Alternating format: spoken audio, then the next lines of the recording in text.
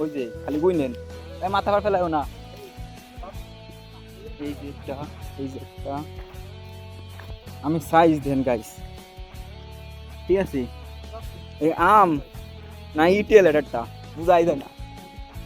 এই আম দিয়ে কোনো মানুষে মারলি এই মানুষ নগদে ভার মরে যাবি আমার জানা মতো।